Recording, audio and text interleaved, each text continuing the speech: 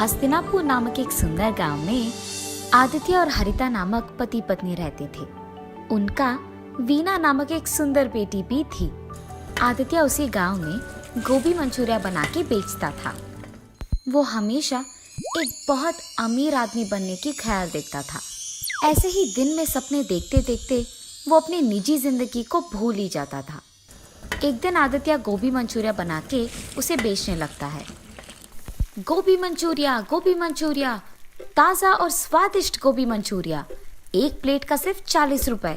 आइए बाबू आइए। उसकी चीखें सुन और उसके दुकान से आ रहे अच्छी सुगंध को देख सभी उसके पास जाने लगते हैं और वहाँ का गोभी मंचूरिया खा के ऐसे कहते हैं, अरे वाह आदित्य, गोभी मंचूरिया एकदम मस्त है, कमाल है।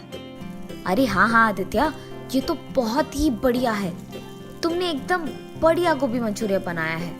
ऐसे ही सारे लोग उसके गोभी मंचूरिया की तारीफ करते हुए खुशी से खाते रहते हैं। यही तो चाहिए मुझे, एक दिन मैं ऐसे ही गोभी मंचूरिया बना कर बहुत ही अमीर बन जाऊंगा और मैं एक बड़ा सा गोभी मंचूरिया बनाने वाला दुकान लगाऊंगा और वहाँ पे भी मैं नहीं बल्कि मेरे नीचे काम करने वाले वहाँ गोभी मंचूरिया बनाएंगे। मैं बहुत जल्दी बहुत ही अमीर बन जाऊंगा। वो दिन दूर नहीं है जिस दिन मैं अपना खुद का दुकान चलाऊंगा और मुझे बहुत सारे पैसे मिलेंगे और मैं खुशी से जी पाऊंगा। ऐसे ही वो उसके ख्यालों में खो जाता है। आदित्य, अरे आदित्य, अरे ये क्या हो गया इसको? इतनी बार बुलाने के बावजूद नहीं मुड़ रहा है। हाँ, इसके बारे में ये तो सबको पता है। ये हमेशा उसके ख्यालों में खोया हुआ रहता है। दिन में ही सपने देखता है और निजी जिंदगी भूल ही जाता है। इस गांव में अब तक किसी ने भी इसको मंचूरिया के पैसे नहीं दिए हैं। इतना खोया हुआ रहता है ये। चलो, अब इसको बुलाकर कोई फायदा नहीं है। उस आदमी के ऐसे कहने पर वो दोनों वहां से बिना पैसे दिए चले जाते हैं। आदित्य के इस बर्ताव देख उसकी बीवी बहुत चिंतित होती है।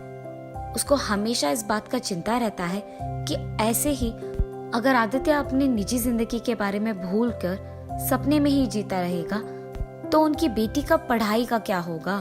और इसी बात को लेकर वो हमेशा दुखी रहती थी। हर रोज अपने बेटी के बारे में और अपने पति के बारे में ऐसा सोच कर चिंतित होने से कोई फायदा नहीं है। मुझे अब खुद ही कुछ करना होगा। मैं देखते देखते अपनी बेटी का जिंदगी खराब नहीं कर सकती, इसीलिए मैं खुद से पैसे कमाऊंगी। कोई भी काम करके मैं पैसे कमाकर अपनी बेटी को पढ़ाऊंगी। अरे हाँ, मेरे पिताजी तो उनके खेत में गोभी उगाते हैं ना, मैं भी उनकी सहायता करूंगी और ऐसे ही मैं पैसे भी कमा सकती हूँ। तो चलो, मैं गोभी उगाकर आए हुए पैसों से अपनी बेटी को पढ़ाऊंगी। और उसके फैसले के मुताबिक ही हरिता उसके पिताजी के खेत में गोभी उगाते हुए उनकी मदद करते हुए आए हुए पैसों से उसकी बेटी को पढ़ाती है। ऐसे बहुत दिन बीत जाते हैं। एक दिन जब आदित्य उसके दुकान में गोभी मंचूरिया बना रहा था तो उसे एक आदमी उसके कार में उसके आगे से निकलते हुए दिख जाता है। उसे देख वो अपने आप में सोचता है, मुझे जल्द से जल्द इस गांव में सबसे अमीर बन जाना होगा और उसके बाद मैं सबसे बड़ा कार खरीदूंगा और ऐसे ही सारा दिन उस गाड़ी में घूमता ही रहूंगा। ऐसे ही ख्यालों में खोए हुए वो दिन में सपना देखने लगता है कि वो उस गाड़ी में बैठा है और पूरा गांव सैर कर रहा है। इतने में वो भूल ही जाता है कि उसने गैस पे गोभी मंचूरिया को लगा दिया और उसे बंद नहीं किया। इस कारण गोभी मंचूरिया कुछ देर बाद जलने लग जाती है और आदित्य को ये बात बिल्कुल पता नहीं चलता है। इतने में एक आदमी आदित्य के पास जाता है और उसे बुलाता है, सुनिए भाई साहब। पर आदित्य तो उसे देखता भी नहीं है। अरे ये क्या, मैं इस आदमी को बुला रहा हूँ और ये बिल्कुल नहीं सुन रहा है। मैंने सोचा कि यहाँ आकर मैं इन्हें नौकरी के लिए पूछूंगा, पर ये तो सो ही रहे हैं और जितना भी बुलाऊं उठ ही नहीं रहे हैं। पर यहाँ और कोई भी तो नहीं है, मुझे इन्हें जगाना ही होगा। हेलो भाई साहब, आप सुन रहे हैं? भाई साहब उठिए, उस आदमी के जोर से बुलाने पर आदित्य अचानक उठ जाता है। हाँ, कौन हो तुम? क्या चाहिए तुम्हें? भाई साहब, मैंने वो सोचा कि आपकी दुकान में अगर कोई काम हो तो। कोई भी काम चलेगा, मैं कुछ भी करने के लिए तैयार हूँ। मैं अपनी दुकान में काम खुद कर सकता हूँ। अरे यहाँ मैं आराम कर रहा था, अच्छा खासा एक सपने को देख रहा था और तुमने मुझे जगा दिया।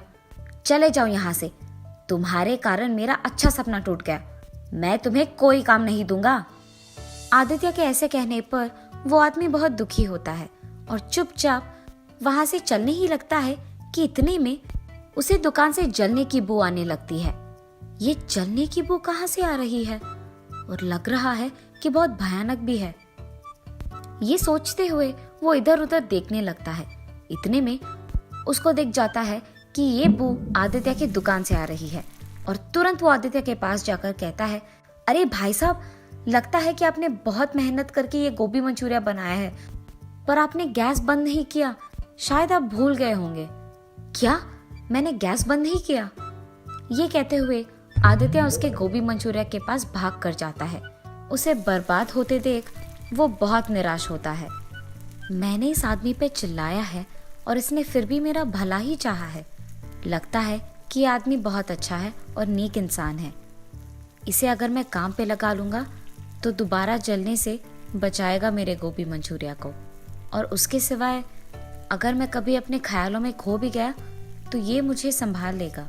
यही बेहतर है कि ये मेरे पास काम करे। सुनो, तुम्हारा नाम क्या है? जी, किरण।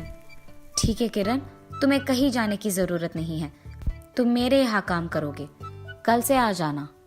मैं मंचूरिया बनाऊंगा और तुम उसे जाकर अपने ग्राहक को दे दोगे, ठीक है? जी साहब, मैं कल से आ जाऊंगा काम पे। उनके फैसले के मुताबिक ही अगले दिन जब किरण काम पे आता है तो आदित्य गोभी मंचूरिया बनाते रहता है और किरण उन्हें ग्राहकों को पहुंचाते रहता है। पर हर रोज की तरह उस दिन भी आदित्य उसके ख्यालों में खोए रहता है और पैसे लेना भूल जाता है। तब किरण सारे ग्राहकों को गोभी मंचूरिया पहुंचा के उनसे पैसे ले लेता है। रात होने के बाद आदित्य वापस निजी जिंदगी में आ जाता है और कहता है, हाँ, लगता है रात हो गया। चलो किरण, हम सामान लेकर घर चले जाते हैं। जी साहब। और साहब, आज के पैसे ये लीजिए। हाँ, मुझे तो पता भी नहीं था कि तुमने ग्राहकों से पैसे लिए हैं, और तुम ये बात छुपा भी सकते थे, पर तुमने ऐसा नहीं किया और बहुत ईमानदारी से तुमने मुझे आज के पैसे दिए हैं। मैं हमेशा अपने ख्यालों में खोया रहता हूँ, इसलिए कभी पैसे घर लेके नहीं गया हूँ, पर आज सिर्फ तुम्हारे कारण मैं इन पैसों को घर लेके जाने वाला हूँ। मुझे बहुत खुशी हो रही है। ये लो, इसमें आधा हिस्सा तुम्हारा है। ऐसे कहकर किरण को उसका हिस्सा देकर खुशी खुशी वो पैसे उसके घर लेके जाता है। घर जाते ही, ये लो हरिता, आज के पैसे। क्या? आप पैसे लेकर आए? मैंने तो सोचा ये दिन कभी नहीं आएगा जी। मुझे आज बहुत खुशी हो रही है। हरिता के ऐसे कहने पर आदित्य उसे किरण के बारे में सब कुछ बताता है। भगवान का लाख लाख शुक्र है कि आपको काम में मदद करने के लिए एक ईमानदार और नेक इंसान मिल गया। चाहे कुछ भी हो जाए, उसे काम से कभी ना निकालिए जी, ठीक है? हाँ हरिता, कभी नहीं निकालूंगा। ऐसे ही कुछ दिन बीत जाते हैं। एक दिन काम खत्म हो जाने के बाद जब आदित्य पैसे लेकर घर लौटता है, वहाँ हरिता को दुखी देख, अरे क्या हुआ हरिता, तुम इतनी दुखी क्यों हो? मैंने अपने पिताजी के साथ उनके खेत में गोभी उगाया था जी, पर अब मार्केट में गोभी का दाम गिर गया है। इसी कारण गोभी बेचने पर मुझे ज्यादा पैसे नहीं मिलेंगे, और तो और मेरे निवेश के पैसों में एक भी हिस्सा मुझे लौटकर वापस नहीं आएगा। मुझे डर है कि मेरा नुकसान हो जाएगा जी। अरे चिंतित मत हो हरिता, मेरे पास इसके लिए एक हल है। मैं वैसे गोभी का ही मंचूरिया बनाता हूँ ना, तो तुम्हारे उगाए हुए गोभी को लेकर अगर मैं मंचूरिया बना के बेचूंगा तो उससे ज्यादा पैसे कमा पाऊंगा। ऐसे तुम्हारा नुकसान भी नहीं होगा और हमारा भी दुकान अच्छा ही चलेगा। ठीक है जी, मुझे भी लगता है कि ये काम करेगा। गोभी सारे खेत में इकट्ठे किए हैं मैंने, आप वहां से उसे ले लीजिए। हरिता के ऐसे कहने पर वो उसके फैसले के मुताबिक ही खेत में जाकर गोभी लेकर उसे मंचूरिया बनाता है और बेचता है। कुछ दिन बीत जाने के बाद जब वो आए हुए पैसों का गिनती करता है तो बहुत सारे पैसे मिलते हैं और वो लाभ में होते हैं। वो खुशी खुशी उसके बीवी के पास जाकर उसे ये खुशखबरी देता है। क्या आप सच कह रहे हो? हमें लाभ हुआ है? मुझे बहुत खुशी है जी। इसका मतलब तो ये है कि जब भी आप ख्यालों में खोए नहीं रहते हैं तो आपका दिमाग भी बहुत तेज चलता है। मुझे तो लगा कि आप उन ख्यालों से कभी बाहर नहीं आएंगे, पर आज आपको ऐसे देखकर मुझे बहुत खुशी हो रही है। अब से हर साल मैं अपना गोभी उगाकर आपको ही दूंगी और आप ऐसे ही लाभ बनाएंगे। मंजूर है? हाँ हरिता, मंजूर है। उसके बाद आए हुए पैसों में कुछ हिस्सा आदित्य किरण को देता है और बाकी के वो अपने दुकान में निवेश के रूप में लगाता है। आदित्य जल्द ही उसका अपना दुकान लगाकर उसमें किरण के साथ गोभी मंचूरिया बना के उसे बेचने लगता है।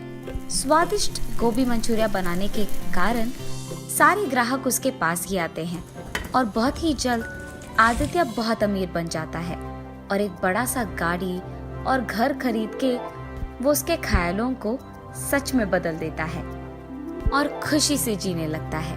किरण, आज मैं अमीर हूँ, मेरे पास गाड़ी है, बंगला है और मैं खुश हूँ। ये सब सिर्फ तुम्हारे कारण हुआ है। अगर तुम मेरे पास भरोसे के साथ काम नहीं करते और ऐसे ईमानदार और नेक नहीं होते तो शायद मैं अपने ख्यालों को सच में कभी नहीं बदल पाता। मैं तुम्हारा एहसान कभी नहीं भूल पाऊंगा। अरे साहब, आप ये क्या कह रहे हो?